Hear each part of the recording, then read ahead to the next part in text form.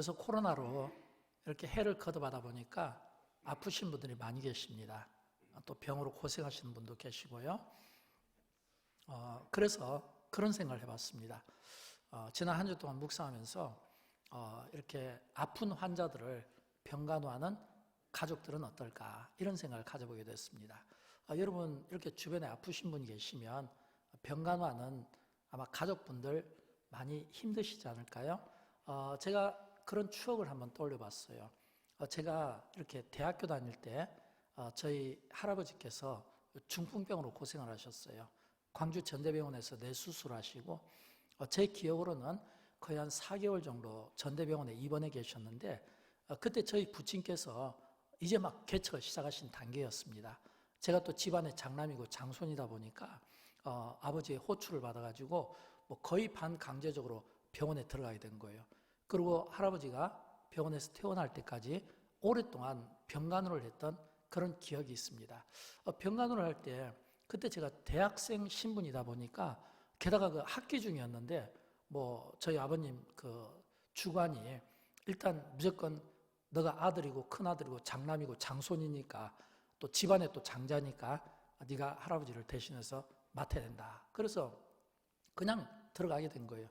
제가 불평이 많을 수밖에 없겠죠. 이거 꼭 이럴 때만 장손을 찾더라. 뭐 이런 큰아들을 찾더라. 이런 불평들이 나올 수밖에 없고 또 그때가 제 기억으로는 여름이었어요. 여름에. 또 그 당시에 또 광주에 또 데모도 많았습니다. 막 최루탄 가스도 많았고요. 근데 최루탄 가스보다 더 맞기 힘든 게 병실이었어요. 왜냐하면 저희 조부께서 이렇게 중풍으로 오래 이렇게 병원에 있다 보니까 물론 제가 잘 하지도 못하고 또 그때는 뭐 간병인이라든지 이런 요양 시스템이 갖춰지지 않았잖아요. 몸에 막 욕창이 생기는데 제가 어떻게 하지를 못하겠더라고요. 그러다 보니까 그 몸에서 나는 그 냄새, 또 옷을 갈아입힐 때 갖는 괴로움, 또 씻겨줄 때 이게 참 제가 감당하기 어려워서 참 도망가고 싶은 그런 때가 참 많았던 것 같아요. 그래서 참 많은 불평들을 내놓게 됐는데 이제 돌아보니까 제가 참 그때는 철이 없었다는 그런 생각을 많이 갖게 됩니다. 그러면서 제가 생각을 해봤어요. 내가 너무 내 입장에서 불평하진 않았는가. 제가 저희 할아버지 입장에서 한번 생각을 해봤습니다. 물론 그때는 제가 생각하지 못했죠. 이제 돌아보니까 지금 할아버지 입장에서 생각했을 때 얼마나 힘드셨을까. 철없는 저 손주 제대로 뭐 이렇게 개운하게 뭐 하나 해주는 것도 없고 불평하고 짜증내는 모습을 보면서 말하고 싶어도 참고 묵묵히 참아내면서 이 병상에서 고통받는 할아버지의 입장, 그 환자의 입장에서 생각하면 얼마나 힘들었을까 하는 이런 생각을 참 많이 가져보게 되었습니다. 왜냐하면 여러분 중풍병이라는 것은 그 당시에도 그렇고 지금도 그렇지만 현대의학으로 참 고치기 어렵습니다. 또 한 번 이 병은 눕게 되면 일어나지를 못한 특성이 있다 보니까 모든 사람들이 은근히 겁내는 병 가운데 하나가 아닐까 하는 그런 생각을 갖게 됩니다. 근데 이제 제가 좀 철이 들고 좀 세월이 지나고 목회하면서 간접적으로 제가 얻은 경험이 있습니다. 그것은 뭐냐면 어떤 병이든 그 병이 길어지면 가족도 힘들지만 본인은 정말 힘들다는 거, 또 무엇보다 그 병 때문에 약해진다는 거, 마음이 무너내리는 것 같은 이런 낙심이 찾아온다는 거, 이게 사실은 견디기 어렵고 또 이렇게 혼자 병중에 있다 보면 여러 생각들이 막 그 사람을 지배하게 될 거예요. 그러면 좋은 생각들이 있을 수 없잖아요. 긍정적인 것보다는 부정적인 생각들에 의해서 많이 눌려 있을 거예요. 얼마나 힘드시겠습니까? 제가 이렇게 한 번씩 즐겨 부르는 복음송 가사 가운데 이런 가사가 있습니다. 쓰러진 나를 세우고 나의 빈잔을 채우네 주 나의 모든 것. 우리가 자주 부르는 복음송 가운데 하나잖아요. 나는 약하지만 제가 이 찬송을 찬양을 할 때마다 어떤 힘을 얻냐면 나는 약하지만 주님이 쓰러진 나를 세우고 나의 빈잔을 주님이 채우시니 주님은 나의 모든 것입니다. 이런 이 고백이 절로 나오게 되는 겁니다. 사랑하는 여러분, 혹시라도 여러분 가운데 어려운 인생의 문제 또는 병마와 힘겹게 싸우는 분이 계시다면 주님이 이 시간 여러분을 꼭 만나주시는 은혜가 있기를 진심으로 축복합니다. 저는 그런 맥락에서 오늘 이 본문 말씀을 묵상해 보았습니다. 왜냐하면 오늘 본문 말씀은 한 중풍병자를 만나주신 예수님의 이야기를 우리에게 들려주고 있기 때문입니다. 근데 예수님의 이야기를 들려주는데 이 본문을 보면 처음 한 서두, 이 본문 17절 말씀인데 이 17절 말씀 딱 한 절만 보더라도 예수님께서 한 중풍병자를 만날 때 그 당시에 예수님의 인기가, 지명도가 어느 정도였는가라고 하는 것을 볼 수 있습니다. 먼저 결론부터 말씀드리면 완전 인기 절정이라고 볼 수 있습니다. 왜 인기 절정이라고 볼 수 있냐면 17절에 보면 하루는 가르치실 때에 갈릴리의 각 마을과 유대와 예루살렘에서 온 바리새인과 율법 교사들이 앉았는데 병을 고치는 주의 능력이 예수와 함께 하더라. 여러분, 이 한 절에서요 예수님의 공생애의 중요 사역들이 다 나옵니다. 예수님의 공생 기간 중에 가르치는 사역, 천국 복음을 전하는 사역, 병을 고치는 치유 사역이 있는데 여기 보니까 가르치실 때에, 또 밑에 보니까 병 고치는 능력. 그러면 하나님의 말씀을 강론하고 가르치고 병을 고치면 또 이 천국 복음이 또 그들을 통해서 막 일어나지 않습니까? 또 뿐만 아니라 이 본문 속에서 규모가 대단해요. 왜 대단하냐면 갈릴리는 이스라엘의 북쪽 끝입니다. 끝에 있는 중심 도시예요. 또 예루살렘은요, 이 이스라엘의 남쪽 끝에 있는 중요 도시입니다. 그렇다면 이스라엘 북쪽 끝에서 이스라엘 남쪽 끝에 중요 도시에 있는 사람들이 지금 모여든 거예요. 게다가 또 본문에 보면 온 바리새인 그랬잖아요. 율법교사 이랬잖아요. 이 말은 그 많은 사람들이 지금 예수님의 가르침을 받기 위해서 왔는데 그들 중에는 바리새인도 있었고 율법교사들이 있었더라라고 하는 것을 보여줍니다. 또 이 본문 말씀을 조금 더 받쳐서 이 말씀의 이해를 돕기 위해서 또 우리는 좀 추가적으로 또 이렇게 본문 말씀을 좀 살펴볼 수 있습니다. 본문 말씀이 어디에 나오냐면 누가복음 5장 15절 말씀과 마가복음 2장 2절과 4절 말씀인데 이 본문 말씀을 받쳐주는 배경이에요. 누가복음 5장 15절을 보면 예수의 소문이 더욱 퍼지매 그랬습니다. 예수의 소문이 더욱 퍼지매. 그 예수님의 이 소문이 수많은 무리가 말씀도 듣고 병도 고침받기 위하여 모여들었더라. 지금 이 본문 17절에 있는 말씀입니다. 또 그 다음에 마가복음 2장 2절부터 4절을 보면 많은 사람이 모여서 문 앞까지도 들었을 자리가 없게 됐다. 이 말은 벌써 실내가 꽉 찼다는 거잖아요. 실내가 꽉 찼다는 거. 뭐 실내만 꽉 찬 게 아니라 입구에서도 이제는 사람이 더 이상 들어올 수 없을 정도로 사람들이 막 입구를 막 막아버린 거예요. 그렇다면 막 우리가 상상할 수 있잖아요. 과거에 우리가 코로나 이전에 영광교회가 1년에 한 번 딱 예배 드릴 때가 있죠. 성탄절이에요. 이 성탄절 때는 뭐 성탄 전 예배도 그렇고 성탄절 때는 뭐 1, 2, 3부 예배가 전부 연합으로 되니까 뭐 찬양대부터 본당 뭐 스페어 의자 다 깔고 뒤에까지 막 전부 의자 놓고 입구가 막 막혀버린 때가 있잖아요. 그런 걸 한번 상상해 보십시오. 그럼 더 들어오고 싶어도 들어올 수 없는 이런 상황이잖아요. 이런 상황 속에서 지금 예수님께 지금 한 중풍병자를 지붕을 뚫고 구멍을 내서 상에 내리더라라고 하는 겁니다. 그러면 이쯤 되면 예수님 입장에서 보면 많은 사람들이 둘러싸여 있잖아요. 수많은 무리가 갈릴리에서부터 예루살렘으로 막 모여들었죠. 또 뿐만 아니라 그 중에는 율법교사들, 또 바리새인들, 막 각종 사람들로 가득 차 있으면 사람이 이렇게 예를 들어서 막 군중에 둘러싸여 있고 그 군중에 모든 시선을 이렇게 전부 다 스포트라이트로 조명을 받으면 상대적으로 다른 사람들이 안 보입니다. 보일 수가 없어요. 예를 들어서 만약 제가 설교 마치고 이렇게 밖에서 여러분을 배웅할 때 이렇게 숫자가 안 많더라도 제가 일일이 다 이 배웅을 못 할 때가 있잖아요. 놓쳐버릴 때가 있거든요. 입구가 두 군데가 있으니까 놓쳐버릴 수가 있고 또 특별히 뭐 예를 들어서 좀 이렇게 어린아이라든지 아니면 청년들이라든지 놓쳐버릴 수가 있잖아요. 좀 이렇게 소홀히 여길 수 있는 그런 어떤 사람들이 나올 수가 있는 거거든요. 근데 예수님은 지금 많은 군중에게 막 둘러싸여 있잖아요. 그러니까 그 가운데서 많은 사람들에게 지금 겹겹이 쌓여 있을 텐데 근데 오늘 이 본문에서 이 저자인 누가가 지금 우리에게 들려주고 싶어하는 메시지는 예수님의 인기가 절정일 때 수많은 사람들이 예수님을 향해서 모여들 때 그때 예수님이 그 많은 사람 가운데서도 자기에게 찾아온 한 중풍병자와 그를 데리고 온 사람들을 보셨다라고 하는 겁니다. 저는 여러분 이게 중요하다고 생각해요. 예수님은 그 한 소외된 상처받은 그 한 사람의 관심을 가지시고 보셨다는 거예요. 이 말은 사람을 홀대 여기지 않으셨다는 겁니다. 한 사람을 만났다는 거예요. 저는 여러분 이 말씀처럼 오늘 우리 가운데 예를 들어서 힘겹게 병마와 싸우신다든지 아니면 힘겹게 어떤 인생의 문제로 싸우신다든지 그래서 너무 힘겨운 어려운 인생의 문제로 고난받으며 참 힘겨워할 때 저는 이 말씀이 여러분에게 위로가 되고 힘이 되면 좋겠어요. 어떤 위로와 힘이요?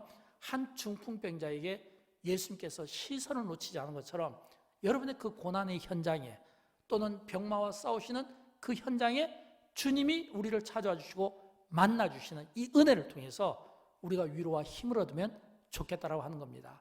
왜냐하면 오늘 본문은 예수님이 우리에게 어떤 분인가를 가르쳐 주는데 저는 오늘 예수님이 어떤 분이신가 이 몇 가지가 저는 정말 예수님을 이해하는 데 도움이 되었으면 좋겠어요. 또 특별히 우리는 이제 예수 그리스도의 그 공생애를 우리가 함께 배워나가고 또 예수님의 십자가에 지신 그 고난주간과 부활을 또 우리가 준비하기에 앞서서 예수님이 우리에게 어떤 분이신가 라고 하는 것을 이 본문을 통해서 함께 배우기를 원하는 겁니다. 첫째로 예수님은 우리의 믿음을 보시는 분이신 것을 우리가 볼 수 있어야 됩니다. 왜냐하면 예수님께 모여들었던 사람들, 그 수많은 사람들이 소문 때문에 왔다고 했잖아요. 소문 때문에. 여러분, 이 소문이라는 것은 발이 없어도 멀리 날아가는 특징이 있잖아요. 그러니까 오랫동안 병석에 누워서 누군가의 도움 없이는 아무것도 할 수 없는 이런 중풍병자에게도 소문은 들리게 되는 겁니다. 왜냐하면 이 소문은 발 없이 날아가는 거니까요. 그러니까 중풍병자가 누워서 지금 예수님께서 우리 마을에 오셨고 사람들이 막 모여들고 갈릴리에서부터 유대까지 예루살렘까지 그 사이는 많은 사람들, 수많은 무리들, 율법 그리고 바리새인들까지 다 모였다는 그럼 그 소문 속에서 이 중풍병자가 무슨 생각을 하겠습니까? 중풍병자에게 필요한 말씀은 소문은 딱 하나예요. 예수님이 눈먼 자를 만나 주셔서 눈을 고쳐주시고 눈을 뜨게 해주시고 남에서 걷지 못한 자를 만나 주셔서 이렇게 세워주시고 이것만 생각하지 않을 거예요. 귀신 들린 자를 만나 주셔서 귀신을 쫓아내 주시고 그렇다면 그 역시 내가 예수님을 만날 수만 있다면 예수님이 나를 찾아와만 주시면 내가 예수님께 다가갈 수만 있다면 내 이 중풍병도 고침받지 않겠는가? 그러면 여러분 어떻게 하겠습니까? 그냥 한번 상상을 해보면 중풍병자는 누구의 도움 없이는 움직이질 못해요. 막 몸을 끄시든지 막 꼬으면서 엎드려가면서 막 혼자라도 막 달려가고 싶은 이런 막 마음이 얼마나 간절하겠냐라고 하는 것입니다. 그런 그 간절함이 예수님 앞에까지 나오게 된 거라고 저는 믿습니다. 그 간절함 때문에 옆에 있는 사람들에게 나를 좀 도와달라고 했든지 아니면 그 간절함을 옆에 주변에 있는 사람들이 보고 이 중풍병자를 데리고 예수님께 나왔든지 둘 중에 하나 아니겠습니까? 그래서 본문에 보니까 입구가 막혀 있으니까 지붕으로 올라서 천장을 뚫은 거예요. 이게 이제 집의 구조가 우리 대한민국은 좀 다르거든요. 우리나라는 이 옛날에 막 그 집 구조가 어땠냐면 기와집이었잖아요. 그러다가 나중에 나중에 이제 또 스레트로 바뀌게 되고 지금은 뭐 이제 다 콘크리트 지붕이잖아요. 근데 이 유대 나라는 사막의 기후 그리고 뜨거운 햇빛이기 때문에 이 뜨거운 햇빛에다가 막 기와 같은 거 스레트 놓으면 그냥 다 쪄서 죽는 거죠. 그러니까 흙으로 집으로 해서 만들어진 집입니다. 그래야 이 햇빛을 갖다 좀 차단시켜주고 약간의 좀 이 열을 좀 식혀주기 때문에 그러니까 이 흙과 집으로 되어 있기 때문에 이게 한 번씩 지붕을 뚫을 수 있는 이런 구조였습니다. 그래도 말이 쉽죠. 지붕을 뚫는다는 게 여러분 이게 한번 상상해 보십시오. 근데 제가 이 본문을 보면서 그 참 생각이 난 게 있어요. 영광교회가 이런 일이 있었습니다. 리모델링 하기 이전에 이 영광교회가 이 지붕이 지금처럼 이런 지붕이 아니라 아주 얇은 그 석고보드로 되어 있었거든요. 아주 얇은 석고보드가 촘촘히 이렇게 지붕에 있었어요. 근데 리모델링 하기 이전에 제가 연도까지는 기억을 못 하겠는데 이 도서관에서 공부하던 한 청소년이 어떤 이유에 있었는지는 모르겠지만 쫓김을 당했어요. 그래갖고 피해서 오다가 어디까지 왔냐면 교회 4층 지붕까지 올라온 거예요. 근데 4층 지붕까지 올랐는데 그때는 4층 문도 개방이 되어 있었고 옥상도 이렇게 철문이 이 지붕에 이게 개방이 되어 있었던 거예요. 이제 그 사건이 계기가 되어서 그때부터 제가 잠금장치를 잘합니다. 왜 그러냐면 그 어린 소년이 피해가지고 지붕에 왔다가 그냥 푹 지붕에 들어오자마자 떨어져 버린 거예요. 근데 다행히 여기 지금 우리 3층에 앉아 계신 분 바로 그 자리에서 떨어졌기 때문에 높이가 낮은 데다가 또 여러분이 성경책 보는 그 성경책은 여기에 그 학생의 엉덩이가 닿았거든요. 그래서 다행히 사고는 일어나지 않았지만 교회는 아수라장이가 된 겁니다. 왜냐하면 이 작은 아주 얇은 이 석고보드가 촘촘히 있는데 거기서 학생이 밟아가지고 그 몸 전체가 떨어지면서 완전 주변이 막 석고보드가 난리 나버린 거예요. 게다가 이게 이제 옛날 건물이다 보니까 막 목재라든지 막 먼지 이런 것들이 막 그 쓰레기 같은 것들이 막 쏟아지고 또 이렇게 우리 교회는 이 좀 단점이 있잖아요. 이 환기가 잘 안 빠져나간다는 단점이 있잖아요. 그때도 그랬어요. 그래서 이 좁은 창문을 가지고 이 여기에는 막 그 쓰레기 그 먼지들이 막 이 교회 전체를 갖다 막 매연처럼 덮는데 그 환기를 시키고 먼지들을 다 빼는데 상당한 많은 시간이 이렇게 흘렀던 걸 봅니다. 굉장히 황당했고 참 놀라웠던 일이었어요. 물론 하나님 앞에 감사할 일이 많아요. 안 다친 것이 감사하고 또 그것이 특별히 문제가 안 된 것이 감사하고, 그러나 하마터면 큰일 날 뻔했잖아요. 근데 왜 제가 이 이야기를 들을까요? 이게 사람이 아무도 없는 상태에서도 이렇게 지붕이 뻥 뚫리고 그러다 보니까 이게 참 요란스러운데, 근데 2000년 전 예수님이 계신 곳은 어떤 곳이냐면 사람이 가득 찬 곳입니다. 여러분이 사람이 가득 차면요 얼마나 몸에서 냄새가 나고 몸에서 열이 나겠습니까? 또 사람이 가득 차서 움직일 수 없을 정도로 이 문 밖을 사람들이 서서 막고 있잖아요. 근데 그런 상황에서 지금 천장에 구멍이 뻥 뚫렸다. 이 구멍이 뚫렸다는 것은 구멍이 뚫리는 순간 이미 뭐 목재, 흙, 볏짐 막 거기에 있던 막 엄청난 먼지들이 그냥 막 부르르 막 내려오지 않겠습니까? 그러면 그 먼지와 그 하늘에서 쏟아지는 그것 때문에 사람들이 다 놀라고 쳐다보지 않겠어요? 거기에 중풍병자를 친구들이 달아내리는 이 환경을 한번 상상해 보십시오. 사람들이 얼마나 화가 나겠습니까? 얼마나 분노하겠습니까? 왜냐하면 전부 어떤 사건 앞에서 사람들은 그 사건을 해석하는데 보는 게 다 달라요. 어떤 사람은 먼지를 보고 어떤 사람은 자기 머리에 떨어진 뭐 나무 조각을 볼 수도 있고요. 근데 예수님은 뭘 봤냐면 그 침상에 지금 떨어지는 그 중풍병자의 믿음을 보셨다고 성경은 이야기하고 있습니다. 믿음을 보셨다는 거예요. 본문 20절을 보면 예수께서 그들의 믿음을 보셨다는 거예요. 여러분, 이 말씀은 예수님의 관심입니다.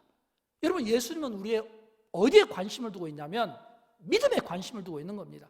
그들의 믿음을 보시고, 이 말은 중풍병자와 중풍병자를 내린 그들의 믿음을 보셨다는 겁니다. 주님이 우리에게 보고 싶어하는 것, 그건 우리의 믿음입니다. 여러분, 예수님께서 공생기간 중에 제자들을 훈련시킬 때 강조한 단어가 믿음이었어요. 믿음이 있느냐? 믿음이 없는 연고로 믿음이 이것밖에 안 되냐? 그래서 예수님이 칭찬하실 때도 믿음을 칭찬하셨고, 예수님이 책망하실 때도 믿음을 책망하신 거예요.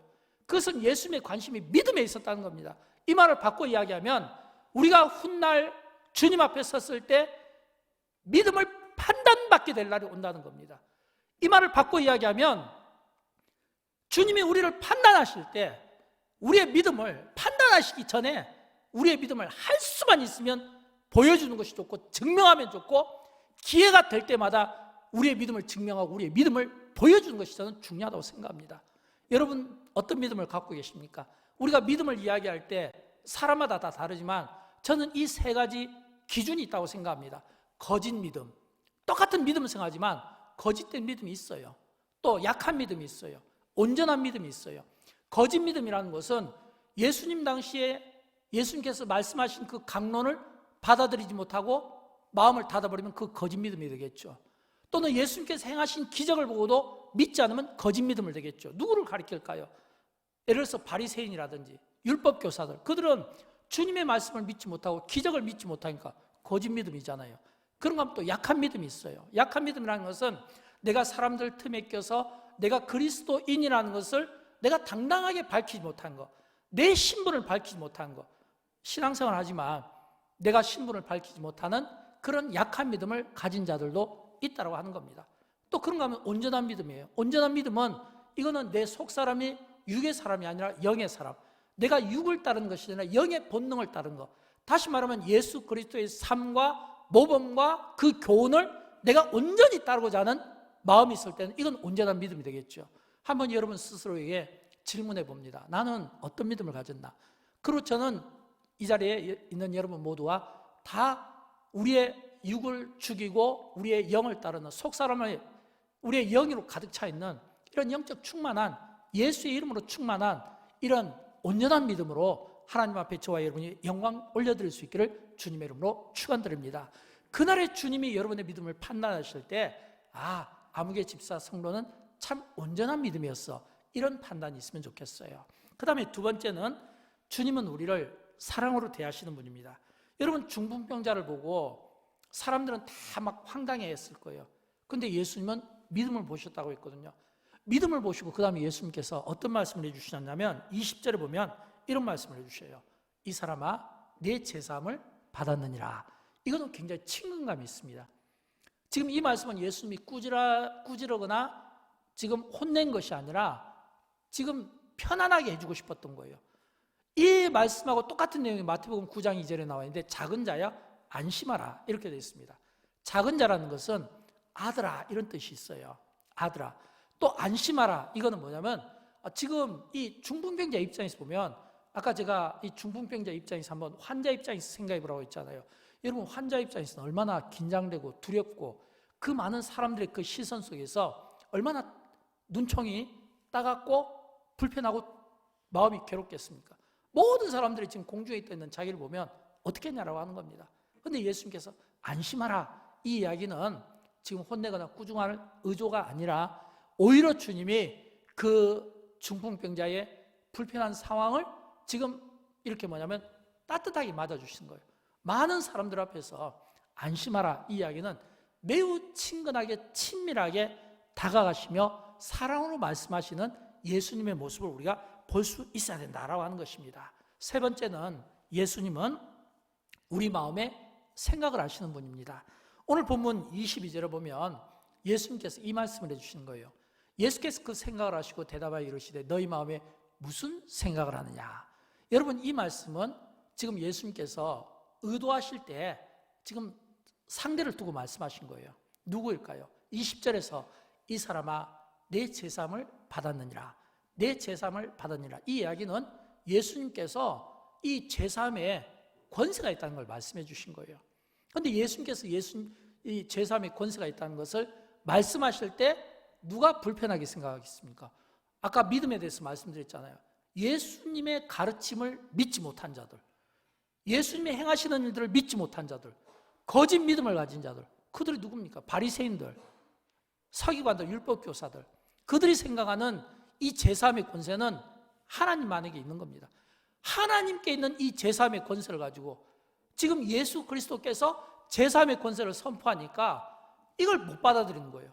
그래서 그 마음에 불편함이 생긴 거예요. 왜? 그들은 예수님의 이 행동을 신성모독죄로 본 겁니다. 근데 예수님께서 그 마음을 아신 거예요. 지금 너희가 무슨 생각을 하고 있느냐? 이 말씀 속에는 그 마음을 보신다는 거예요. 여러분 여기서 우리가 중요하게 여겨야 될 것은 주님은 우리를 아십니다. 우리를 보십니다. 우리의 머리카락 하나까지 세신 바 되십니다. 우리 몸의 내장과 우리의 생각을 아십니다. 우리의 속 중심을 아십니다. 그래서 성경은 우리에게 이렇게 말씀해 주고 있어요. 사무엘상 16장 7절에 보면 사람은 외모를 보거니와 여호와는 중심을 보시느니라. 여러분 주님은 우리의 외모를 보시는 게 아니라 중심을 보는 거예요. 우리의 속사람을 봅니다. 우리의 속사람이 날로 강한지, 우리의 속사람이 육으로 나쁜 생각으로 가득 차 있어 썩고 부패하고 있는지 중심을 보는 거예요. 속사람을 보는 거예요. 영적인 자인지를 보는 거예요. 더 중요한 것은 갈라디아서 6장 7절 말씀이에요. 이 갈라디아서 6장 7절에 뭐라고 되어 있습니까? 스스로 속이지 마라. 하나님은 업신여김을 받지 아니하시나니. 여러분 하나님은 속지 않습니다. 하나님은 우리에게 업신여김을 당하지 않는 분입니다. 이 말을 우리가 무섭게 받아들일 필요가 있어요. 좀 우리가 영적인 경각심을 가지고 받아들여야 돼요. 왜요? 우리는 많은 경우 우리가 하나님을 속인다고 생각하고 우리가 하나님을 속여도 하나님을 모른다고 생각하지만 그렇지가 않아요. 하나님은 우리의 겉도 아시지만 속도 보시고 하나님은 스스로 속지 않습니다. 업신여김을 당하지 않아요. 이 말은 하나님은 다 아신다는 거예요. 하나님이 다 하시고 업신여기를 당하지 아니하시고 스스로 속지 않는 분이라면 우리는 어떻게 해야 될까요? 그 하나님을 우리가 어떻게 믿어야 되겠어요? 두렵고 떨리는 경외의 마음을 가지고 하나님 앞에 정직하게 살아야 되는 이유가 되고 진실하게 살아야 되는 이유가 되는 겁니다. 왜요? 속지 않으시는 하나님이시니까, 업신여김을 당하지 아니하시는 하나님이시니까. 그러면 당연히 우리가 하나님 앞에 진실하게 정직하게 살아야 되지 않겠습니까? 그런 그 마음이 우리에게 필요합니다. 왜냐하면 주님은 우리를 다 아신 바 되시기 때문에 그렇다라고 하는 것입니다. 네 번째로, 그러면서 우리에게 중요한 메시지를 줍니다. 그건 뭐냐면 예수님은 죄와 질병으로부터 우리를 구원하시는 분입니다. 여러분, 오늘 이 본문에서 예수님께서 한 중풍병자를 고쳐주시는 이 모습을 통해서 예수님이 이 세상에 오신 목적을 우리에게 말씀해 주고 있습니다. 예수님께서 이 세상에 오신 목적이 뭘까요? 오늘 본문 24절을 보면 인자가 땅에서 죄를 사는 권세가 있는 줄을 너희로 알게 하니라. 이 말은 예수 그리스도에게 제3의 권세가 있다는 거예요. 지금 이거를 받아들이지 못하는 가짜 믿음을 가진 바리새인과 율법교사들을 향해서 말씀하시고 오늘 우리에게 들려주고 싶은 메시지는 인자가 땅에서 제3의 권세가 있다. 이 말은 예수님에게 제3의 권세가 있다는 거예요. 근데 더 중요한 말씀이 있어요. 예수님께는 제3의 권세도 있지만 한 걸음 더 나가서 24절 후렴 부분에 뭐라고 되어 있냐면 일어나 내 침상을 가지고 집으로 가라. 이 이야기는 병 고치는 그런 능력도 예수님께는 있다는 것을 우리에게 보여주고 있는 겁니다. 지금 중풍병자를 향해서 이런 제3의 권세를 선포하시고 일어나서 내 침상을 가지고 집으로 가라. 중풍병자가 예수님의 이 말씀이 떨어졌을 때 일어나서 침상을 들고 집으로 갔다, 이렇게 되어 있습니다. 여러분 한번 상상을 한번 해보십시오. 지금 이 중풍병자가 들어올 수 없는 상황이잖아요. 안에도 꽉 가득 차 있고 밖에도 지금 사람들로 인해서 가득 지금 메워져 있는데, 그런 그 많은 사람들 앞에서 이 중풍병자가 예수님의 말씀이 떨어지자마자 일어납니다.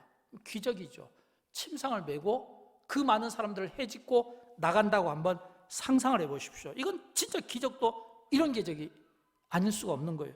기가 막힌 그 감동적인 이 이야기를 마태복음에서도 마가복음에서도 누가복음에서도 기록해 놓고 있습니다. 그런데 감사한 것은 이 똑같은 이 사건을 이 복음서가, 여러 복음서가 기록할 때 참 저에게 감동이 되는 것은 뭐냐면 예수님은 그때마다 내 제사함을 받았느니라 이렇게 끝나는 것이 아니라 일어나 내 침상을 가지고 가라 이렇게 끝났다는 겁니다. 이 말씀은 예수님의 공생애를 우리에게 한눈으로 압축해서 보여주는 겁니다. 어떻게 해요? 예수님은 하나님의 말씀을 강론하시면서 가르치기도 하셨고 또 복음을 전파하시기도 하셨지만 예수님께서 만나주신 사람들, 그 중에는 병자들도 있습니다. 귀신 들린 자도 있습니다. 문제의 고통 속에 있는 사람들도 있습니다. 그들을 만나주시면서 외면하지 아니하시고 눈먼 자를 눈을 뜨게 하시기도 하고 남에서 걷지 못한 자를 이렇게 세워주시기도 하고 귀신을 쫓아내 주시기도 하시고, 이거는 뭐냐면 말씀도 하셨지만 병도 고쳐주시고 인생의 어려운 문제들도 해결해 주신 분이시라는 것을 성경이 우리에게 기록해 놓고 있다는 것입니다. 근데 이러한 이 기적들이 일어날 때 또 우리가 주의 있게 봐야 될 게 있어요. 그게 뭐냐면 그들의 믿음을 보시고, 바로 이 부분이에요. 예수님께서 믿음을 보시고 중풍병자를 칭찬하시고 제3의 권세와 함께 병을 고쳐주신 것처럼 이 믿음이 우리에게 중요하다고 하는 겁니다. 사랑하는 여러분, 우리 그리스도인들이 이 세상에 사는 동안 우리 그리스도인들은 늘 이 믿음을 평가받게 될 것입니다. 또 이 믿음을 우리는 자주 보여줄 필요가 있습니다. 이 믿음과 이 기도의 삶은 매우 중요합니다. 왜일까요? 우리에게 믿음과 기도의 삶이 중요한 것은, 예를 들어서 어떤 문제 앞에서 내가 연단을 받을 수 있습니다. 근데 이 연단을 받을 때 믿음과 기도의 삶이 없는 사람은 그 연단이 고난으로 다가오게 되는 거예요. 그러나 내가 만약에 어떤 문제를 가지고 있는데 그 문제 가운데 믿음과 기도의 삶을 가진 사람은 그 문제를, 고난을 연단이라고 생각하지 않냐고, 그 고난의 골짜기 속에서 만나주신 주님의 은혜로 생각하는 겁니다. 똑같은 질병, 똑같은 인생의 어려운 문제 앞에서 어떤 사람은 연단이고 고난이지만 어떤 사람은 사망의 음침한 골짜기에서 건져주시는 그 목자의 은혜, 그 사랑, 그 고난의 그 골짜기 속에서 건져주시는, 건짐받는 은혜로 바뀐다는 거예요. 근데 그 중간에 무슨 차이가 있을까요? 믿음과 기도의 삶이 있냐 없냐가 매우 중요함을 성경은 우리에게 강조해주고 있는 겁니다. 좀 쉬운 예로 누가복음 18장에 보면 한 과부가 나오잖아요.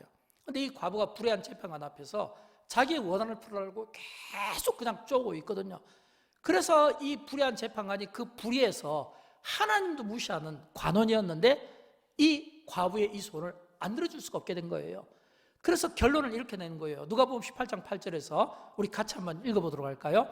내가 너희에게 이르노니 속히 그 원한을 풀어주시리라. 그러나 인자가 올 때에 세상에서 믿음을 보겠느냐. 이때도 믿음을 이야기한 거예요. 무엇을 말할까요? 오늘 고난, 어려운 문제 또는 어떤 상황 가운데서 주님이 우리에게 믿음을 보신다는 겁니다. 그렇다면 우리는 이 세상을 살아가는 동안 우리가 이 세상을 이기는 믿음, 우리가 이 세상을 이길 수 있는 그리스도인의 삶을 살기 위해서는 믿음과 기도가 매우 중요한 기준이 된다는 것을 또한 우리에게 보여주고 있는 겁니다. 누가 기도합니까? 믿음 있는 자가 기도하는 겁니다. 누가 믿음을 가집니까? 기도하는 자가 믿음이 생기는 겁니다. 그러나 이 믿음과 기도 없는 자들은 받아들이지 못하는 것이죠. 그래서 성경은 우리에게 이 믿음과 이 기도의 삶을 강조하고 있다고 하는 것입니다. 저는 저와 여러분 우리의 삶 속에 이 믿음과 기도의 삶이 늘 균형을 이루면서 우리의 영적인 삶을 풍성하게, 우리의 영적인 삶을 강건하게, 우리의 영을 강건하게 만드는 것이 믿음과 기도인 것을 믿으시고, 오늘도 믿음과 기도의 삶에서 세상을 이기는 믿음과 기도로 승리하기를 주님의 이름으로 축원드립니다. 마지막으로 5번째, 예수님은 우리의 아픔을 나누어 지시는 분입니다. 사랑하는 여러분, 저도 그렇고 여러분도 그렇고 우리 모두는 다 연약합니다. 우리가 강한 것 같지만 다 연약해요. 약점이 있어요. 부족함이 있어요. 왜일까요? 우리가 한 줌 흙으로 지어진 인생이잖아요. 한 줌 흙으로 지어진 인생이기 때문에 우리는 다 약할 수밖에 없어요. 우리가 약하다는 것은 이거예요. 내가 몸이 불편합니다. 그러면 몸이 불편하면요, 영혼의 불편함보다 몸의 불편함에 더 우리는 민감해지는 겁니다. 예를 들어서 내가 배가 고프다, 먹을 것이 없어서 배가 고프고 또는 가난하다라고 하면요, 아무리 내가 영적인 사람이라도 이 현실이 배가 고프고 고난이면 빨리 이 현실의 이 부딪힘에서 벗어나고 싶은 거예요. 아무리 영적인 사람이라도 어쩔 수가 없는 연약함을 가지고 있는 겁니다. 내가 아무리 믿음 있고 아무리 기도를 많이 하고 아무리 믿음의 사람처럼 보여도요, 내가 아프면 낫기를 바라는 거예요. 내가 낫지 않고서는 내 영혼이 평안할 수가 없는 겁니다. 이게 뭘까요? 약해서 그래요. 그래서 나는 약해서 믿음 있는 것 같지만, 영적인 사람인 것 같지만, 배고프면 배고픔을 해결받아야 되고, 아프면 아픈 것이 나아야 되고, 불편하면 불편한 것이 해결받아야 되는 이런 연약한 인생일 수밖에 없다고 하는 겁니다. 그러니까 여러분, 이런 약한 이 인생이, 이 약함 속에서 우리가 어떻게 위로와 소망을 받을 수 있습니까? 내가 약하다는 것을 누군가가 알아주면 좋잖아요. 나의 약함을 누가 알아줄까요? 성경은 우리의 연약함, 우리의 체질, 우리의 부족함을 알아주시는 분을 우리에게 소개해 주고 싶어요. 누굽니까? 주님이시라는 거예요. 주님은 우리를 아십니다. 우리의 연약함을 아십니다. 그리고 그 연약함을, 그 부족함을 막 가르쳐 주려고 하고 깨우쳐 주려고 하고 막 이렇게 바꿔주려고 하는 것이 아니라 동정하시는 분이에요. 우리의 연약함을 품어주시는 분이에요. 그래서 성경에 보면 시편 103편 14절에서 이렇게 말씀하고 있잖아요. 이는 그가 우리의 체질을 아시며 우리가 단지 먼지뿐임을 기억하심이라. 이는 그가 우리의 체질을 아시며 우리가 단지 먼지뿐임을 기억하시라. 우리의 체질을 아시며 우리가 한 줌 흙, 먼지 정도 수준밖에 안 되는 이 연약함을 아시고 항상 곁에서 함께 해주고 싶어하는 분이 누굴까요? 예수님입니다. 그래서 예수님은 마태복음 28장 20절에서 세상 끝날까지 우리와 함께 해주시겠다고 약속하고 있고, 또 예수님은 또 누가복음 로마서 8장 32절에서 자기 아들을 아끼지 아니하시고 우리 모든 사람을 위하여 내주시니가 어찌 그 아들과 함께 모든 것을 우리에게 주시지 아니하시겠는가. 세상 끝날까지 우리와 함께 하시는 주님, 또 자기 아들까지 우리에게 아낌없이 내어주신 그 사랑과 은혜와 그 긍휼로 우리와 함께 하시고 우리에게 그 필요한 것들을 채워주시지 않겠는가라고 하는 것입니다. 사랑하는 여러분, 우리가 예수를 믿으면 영원히 구원받습니다. 그러나 우리가 예수를 믿으면 세상에서 사는 동안 우리가 연약함으로 허덕일 때 주님은 그 연약함 속에서 또한 우리를 구원해 주시기를 기뻐하시는 분입니다. 예를 들어서 내가 병에서 우리가 나음을 받았다. 그럼 병에서 구원함을 받은 거예요. 또 내가 어떤 연약함에서도 내가 회복이 되었다면 그 연약함에서 또한 구원을 받은 겁니다. 예수님은 그런 것처럼 만나는 많은 사람들 가운데는 풍랑만난 제자들도 있습니다. 또는 예수님의 만난 사람들 가운데는 세리도 있습니다. 창기도 있습니다. 세상에 막 귀신 들린 사람도 있습니다. 문제 많은 사람들이 있어요. 그러나 주님은 그때마다 그들을 외면하시기보다는 그들과 함께하고 싶었고 식사도 나누고 싶었고 교제도 하고 싶었고 그들과 함께 주무시기까지 했습니다. 무엇을 말할까요? 예수님은 그처럼 우리의 연약함을 하시고 우리의 연약함을 동정하시며 우리의 연약함을 도와주고 싶어 하시는 마음을 가지신 따뜻하신 분이신 것을 우리가 볼 수 있습니다. 한 번은 예수님께서 베데스다 연못을 지날 때 38년 동안 병으로 고생했다가 고침받지 못한 한 병자와 마주치게 됩니다. 여러분, 병을 고치기 위해서 베데스다 연못에 그 사람이 환자가 있었다는 것은 그 시대의 소문 때문이에요. 누구든지 이 연못에 들어가기만 하면 이 나음을 받는다는. 그래서 그 연못에 들어가고 싶은 많은 사람들이 있었는데 하나같이 자기 힘으로는 들어갈 수밖에 없는 연약한 사람들입니다. 그래서 그 연못을 앞에 두고도 혼자 들어갈 수 없어서 누워서 누군가가 도와주기만을 기다리는 그런 그 상황에 사람을 한번 상상을 해보십시오. 어떤 모습이겠습니까? 그 따가운 그 햇빛을 받으며 얼굴은 새까맣게 걸렸겠죠. 그 눈도 새까맣게 탔겠죠. 아무 소망이 없겠죠. 제대로 먹지 못하니까 몸은 그냥 삐쩍 말라서 그냥 참 이 보기에 좀 안 좋아 보이겠죠. 그런 그 자를 찾아가서 예수님이 낫기를 원하냐? 딱 한 말씀 하실 때 주여 낫기를 원합니다. 그럴 때 예수님께서 그 병자를 고쳐주신 사건이 성경은 기록되어 있다라고 하십니다. 그만큼 예수님은 우리 인생의 짐을 나누고 싶어하고 우리가 고통받는 것을 나누고 싶어하고 그 고통 가운데서 건져주고 싶어하고 우리를 낙심 가운데서 이렇게 세워주고 싶어하시는 주님인 것을 성경은 우리에게 보여주고 있습니다. 우리가 찬송가 96장 우리가 앞에서 찬송했잖아요. 예수님은 어떤 분이십니까? 우는 자의 위로와 없는 자의 풍성이시며 약한 자의 강함과 눈먼 자의 빛이시며 병든 자의 고침과 죽은 자의 부활인 겁니다. 그리고 주님은 지금도 살아서 역사하시며 지금도 우리 가운데 계시며 지금도 우는 자의 위로와 없는 자의 풍성과 약한 자의 강함과 눈먼 자의 빛과 병든 자의 고침과 죽은 자의 부활인 것을 믿으시기 바랍니다.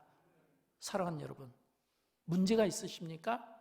그 문제가 내가 주님께 나가는 기회라고 한번 생각해 보면 어떨까요? 그 문제 때문에 내가 주님께 나오기를 축복합니다. 여러분 가운데 건강해 보이시는데 겉으로 보면 아름다워 보이시는데 그러나 겉으로는 아무 문제 없어 보이지만 그 속에 들어가 보면 마음속에 공포를 가진 분들이 있습니다. 내일에 대한 공포, 미래에 대한 공포, 죽음에 대한 공포, 건강에 대한 공포, 질병에 대한 공포. 그 공포 속에서 하루도 쉬지 못하고 스트레스 받고 근심 받고 불면적으로 어려움을 나갈 때 저는 그 공포와 그 두려움이 예수님께 나아가서 예수님께 그 문제를 맡기는 기회가 되었으면 좋겠어요. 문제가 있습니까? 주님께 나와서 주님 앞에 서시고 그 문제 속에서 두려움이 있으면 공포가 있으면 주님께 맡겨보면 어떨까요? 맡기면 주께서 수고하고 무거운 짐진 자들을 향해 초청하신 것처럼 우리 인생 가운데 주님이 개입해 주셔서 우리가 힘들어하는 그 부분을 책임져 주시고 붙들어 주시는 은혜가 있게 될 줄로 믿습니다. 사랑하는 여러분, 하나님은 우리를 축복하십니다. 예수 그리스도는 우리를 축복하십니다. 하나님이 우리를 복 주실 때 내가 선에서 복을 받을까요? 아니에요. 하나님이 선에서 복을 받는 거죠. 내가 구원받은 것은 내가 착해서 구원받습니까? 아니에요. 하나님이 선하셔서 구원받는 겁니다. 내가 은혜를 받는 것은 자격이 있어서 은혜를 받나요? 아니에요. 하나님이 선하셔서 우리에게 구원을 선물로 주시고 은혜를 선물로 주시니까 우리가 은혜를 받는 거예요. 내가 구원받는 것도 내가 은혜 받는 것도 내가 복을 받는 것도 내가 선해서 받는 게 아니에요. 내가 자격이 있어서 받는 게 아니에요. 내가 착해서 받는 게 아니에요. 하나님이 착하시고 하나님이 우리에게 선물로 주시니까 구원도 받고 은혜도 받고 선물로 우리에게 복을 주시니까 우리가 복을 받을 수 있다는 것을 믿으시기 바랍니다. 그러므로 우리는 이 세상을 살아가는 동안 날마다 이 하나님의 선하심이 우리의 삶 가운데 경험되어야 되지 않을까요? 우리가 이 신앙생활하면서 이 험한 세상 가운데 승리하는 믿음을 가지고 이 세상 가운데 살아가려면 오늘 주님이 내게 행하신 일에 대한 놀라운 일들, 기적적인 일들, 삶의 변화, 이런 것들이 간증되어지고 수많은 이런 어떤 삶의 고백들이 우리 가운데 나타나야 되고 그런 경험들이 우리 속에 있어야 되지 않을까요? 왜일까요? 우리의 삶을 통해 우리가 이런 것들을 고백해야 되는 것은 그걸 원하시는 분이 계세요. 누굽니까? 찬양 가사처럼 또 하나의 열매를 위하여, 주님은 우리를 위하여, 우리가 열매 있는 삶을 살기 위하여, 하나님의 영광을 위하여 살 수 있도록 주님의 관심은 우리의 믿음에 있고, 주님의 관심은 우리가 은혜 받은 자로서 우리가 하나님께 영광을 올려드려야 되는 그 사명을 감당하기를 원하고 그 사명을 증명하며 보여주기를 원하는 그런 열매를 원하시는 주님의 마음이 있는 것을 우리가 볼 수 있어야 됩니다. 저는 그런 맥락에서 볼 때 오늘 본문 말씀은 이렇게 결론을 맺고 있어요. 25절과 26절인데, 자, 제가 좀 해석을 해드릴게요. 25절에 보면 그 사람은 즉 중풍병자를 이야기하는 겁니다. 중풍병자가 그들 앞에서 곧 일어나 그 누웠던 것을 가지고 하나님께 영광을 올려드리며 자기 집으로 돌아가니, 이 말은 중풍병자가 일어나면서 하나님께 영광을 올려드렸다는 겁니다. 또 그 다음에 26절에 보면 모든 사람이, 이 모든 사람은 누구를 가리킬까요? 중풍병자가 고침받는 것을 지금 거기에 그 울타리 안에 있는 모든 사람들, 이들이 놀란 겁니다. 아니 지금 천장에서 내려온 이 중풍병자가 서서 그들 앞에 걸어가는 거예요. 침상을 들고 걸어가는 거예요. 여러분 상상해 보십시오. 안 놀라면 그게 비정상이죠. 모든 사람이 놀라서 역시 그들도 하나님께 영광을 올려드리며, 그 다음에 그들이 뭐라고 되어 있냐면 힘이 두려워 이르되 오늘 우리가 놀라운 일을 보았도다, 이거예요. 오늘 우리가 놀라운 일을 보았도다. 하나님이 우리 인생에게, 예수 그리스도가 우리 인생에게 기대하시는 모습은 이 말씀 아닐까요? 우리가 우리의 삶을 통하여 하나님께 영광을 올려드리고 우리의 입술의 고백을 통해서 오라 우리가 놀라운 일을 보았도다.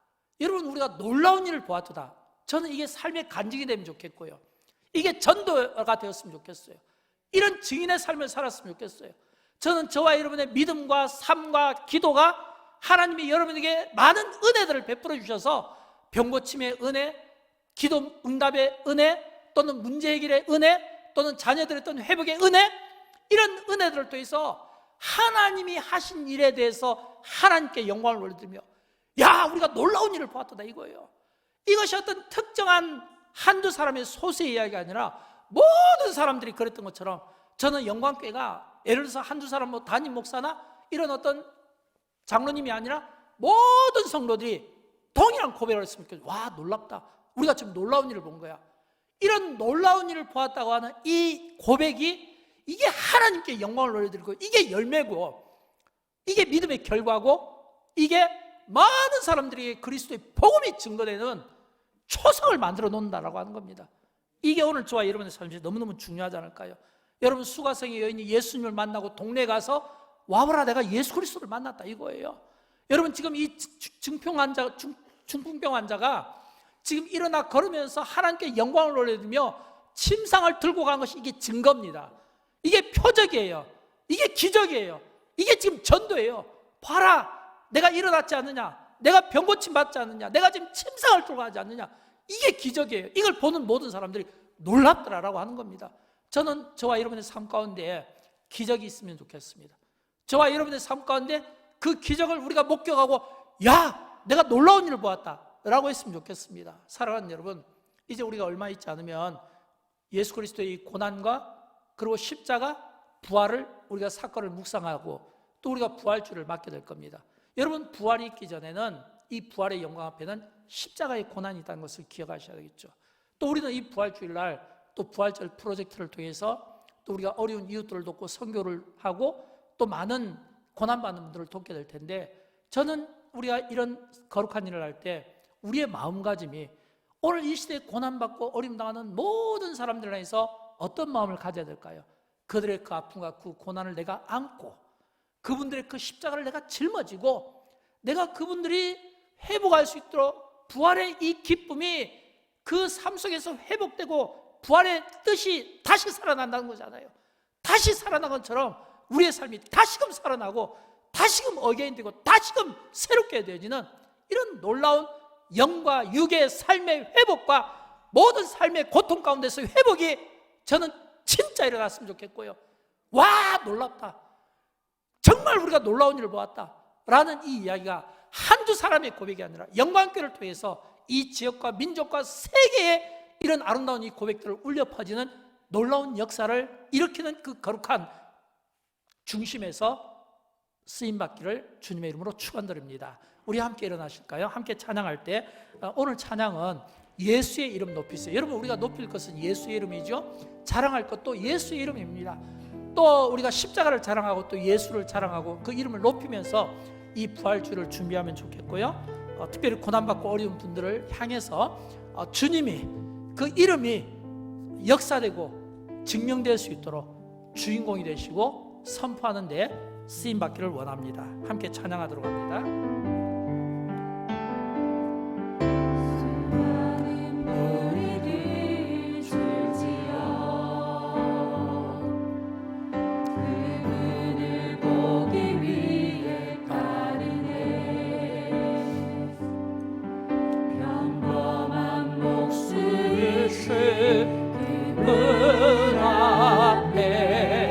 모든 무릎을 꿇어